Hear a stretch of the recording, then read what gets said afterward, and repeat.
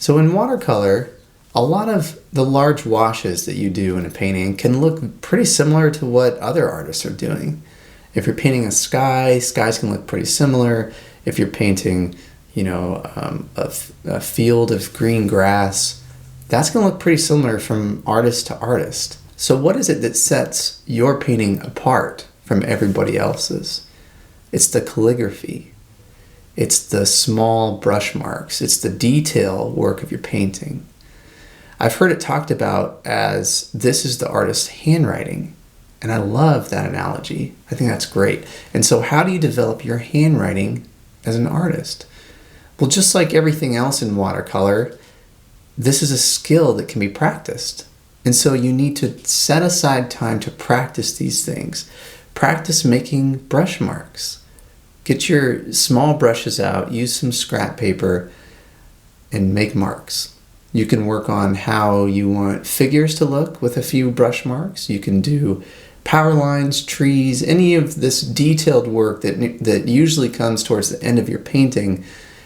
That's the area that you can practice. So just like when you were a kid and you had to learn the alphabet and practice your handwriting, you need to do the exact same thing in this situation. Set aside time to practice these things. Don't wait until you need these marks in a painting to develop your style and get comfortable with these brushes. So once you practice this more, these fine details, these brush marks that you'll use in your painting, you can start to become more expressive.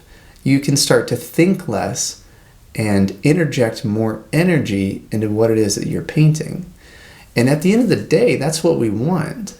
We want to develop something that is visual poetry. We want to make music in our paintings, not a book report where you're just stating facts about this thing is here and this thing is here.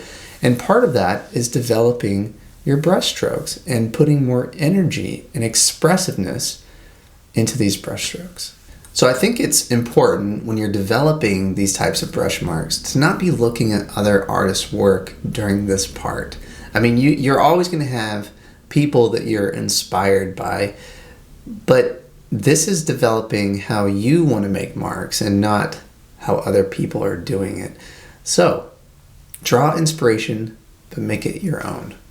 So there's one more thing I want to mention before I go. I have a free video lesson available, 8 tips to avoid overworking your painting. This is something that I struggled with a lot early on in my painting, and I hear this a lot from students. How can I avoid overworking my painting? So I've compiled some thoughts about this in a short video lesson. It's free, so if you're on YouTube, follow the link below.